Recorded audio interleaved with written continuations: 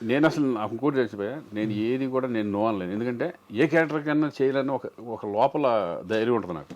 అలాగే కదా నువ్వు 15 సినిమాలు ఇప్పుడు మీరు నెక్స్ట్ వచ్చి గేమ్ చేంజర్ ఒకటి ఉంటుంది, యూ కాంట్ ఎక్స్పెక్ట్. అవునా? అది శ్రీకాంత్ ఏంటిది ఓర్ని అలా అనిపిస్తుంది గెటప్. నార్మల్గా నీకు ఇందాక లేదు చెప్తున్నావు, నువ్వే చెప్తున్నావు ఇది ఏ క్యారెక్టర్ అయినా నేను వస్తే. నాకు ఎందుకు కాన్ఫిడెన్స్ ఏంటంటే నేను చేయగలనా లేదా అనేది చిన్న ఉంటుంది. ఎట్లా ఇప్పుడు బోయపాటి గారు చెప్పినప్పుడు అయ్యి ఇదేంటి అనుకుంటాను. నేను నమ్మేది ఏంటంటే గెటప్ కుదిరిందంటే మనం చేసుకుంటూ వెళ్ళిపోవచ్చు. ఎందుకంటే ఉండేది ఏముంటుంది, ఎమోషన్స్, ఎస్, సెంటిమెంటు, ఎంటర్టైన్మెంటు, ఇయేగా మామూలుగా ఉండేది. అంతే. కొంచెం పెద్ద పెద్ద డైలాగులు ఉన్నప్పుడు కొంచెం కొంచెం జాగ్రత్త ఉంటే అయిపోయాయి, అంతే, సింపుల్. అవును. అది డైరెక్టర్కి విజన్ ఉంటుంది, ఎలా చేయించుకోవాలి, ఏంటి, ఏ క్యారెక్టర్ ఏంటి అనేది. ఇప్పుడు శంకర్ దగ్గర చేస్తున్నాను, చాలా ఒక రకంగా ఈజీ. శంకర్ దగ్గర అయితే హ్యాపీగా చేసుకుంటూ వెళ్ళిపోవచ్చు.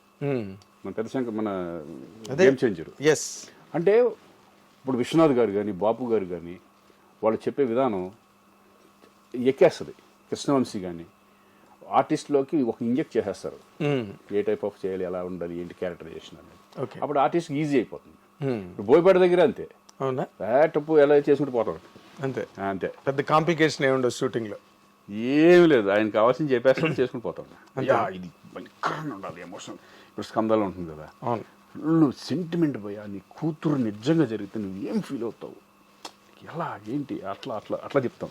చాలా అసలు వేరే స్కందలో అసలు అరిస్టోక్రాటిక్గా కార్పొరేట్ డిగ్నిటీ, అది కూడా ఇంపార్టెంటే. ఆ క్యారెక్టర్ ఏమైనా తేడా వచ్చినా ఆ సెంటిమెంట్ పడకపోతే క్యారెక్టర్ పోయినట్టు. అది కూడా మెయిన్ కీలకమైన పాత్ర కదా కథకి. కంప్లీట్ గా ఆ బ్లాక్ ఏదైతే ఉందో కార్పొరేట్ అదంతా కూడా సెటప్, మెయిన్ సబ్జెక్ట్ దాని మీద కాబట్టి దాని మీద very important character. Yes, exact. ఏం చేసినా ఎవరు చేసినా కూడా దట్ ఈస్ ఇంపార్టెంట్ క్యారెక్టర్ అది. అవును, అవును. తర్వాత ఇప్పుడు నువ్వు 2 సార్లు నీ నోట్లోంచి వచ్చింది గేమ్ చేంజర్ అని. చిరంజీవితో చేసావు, ఇప్పుడు మళ్ళీ రామ్ చరణ్తో చేస్తున్నావు. చరణ్తో ఆల్రెడీ మన గోవిందుడు అందరు వాడేలే అందులో కూడా చాలా విచిత్రమైన క్యారెక్టర్, ఎంటర్టైన్మెంట్ వాళ్ళే క్యారెక్టర్ నిజంగా. అది బాబాయ్ క్యారెక్టర్ అసలు డ్రెస్సులు గిస్సులు కూడా గోలగోలగా అటువంటి. అంటే అవి ఛాలెంజింగ్ ఉంటాయి మనకి సరదాగా. అవునా? ఎంటర్టైన్మెంట్ అనేది చాలా సరదాగా ఉంటుంది. అసలు చాలా విచిత్రమైన ఒక అంటే ఏంటి, రికామిగాళ్ళు ఉంటారు కదా విలేజ్లో, పడుతుంది అమ్మ నాన్న. అసలు కొన్ని సీన్లు దాంట్లో ఉంటాయి, గోడ మీద ఎక్కి అమ్మ అన్నం పెడతాంటే అవన్నీ లేవు కొన్ని. గోడ మీద ఎక్కి అన్నం పెడతాంటే ఇక్కడ నుంచి కామెంట్లు వేసుకుతూ ఉంటారు నాకు కొడుకు. అసలు భలే ఉంటాయి సీన్స్. అవి కట్ అయినాయా? అవి కొన్ని కట్ ఎడిట్ అయినాయి. కానీ ఉన్న మట్టుకే చాలా బ్యూటిఫుల్. సినిమా మొత్తం రన్లో నీ క్యారెక్టర్ చాలా చాలా విచిత్రంగా, వెరైటీగా భలే కట్ చేసి.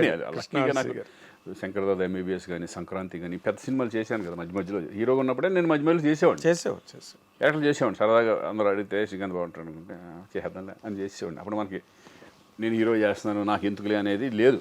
లేదు, నువ్వు అందరికీ అవైలబుల్గా ఉన్నావు. అదే నీ సక్సెస్, అసలు ఫస్ట్ సక్సెస్ ఇండస్ట్రీలో.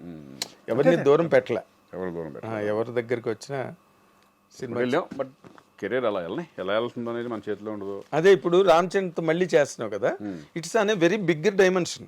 గేమ్ చేంజరు, శంకరు, అది దేవరా కానీ, ఎన్టీఆర్తో చేసే దేవర కానీ అది గెటప్పే. ఓకే, అది బ్యూటిఫుల్ గెటప్. అది లక్కీగా ఇది పట్టడం, ఈ 2 పట్టడం నాకు బాగా అడ్వాంటేజ్ అయింది.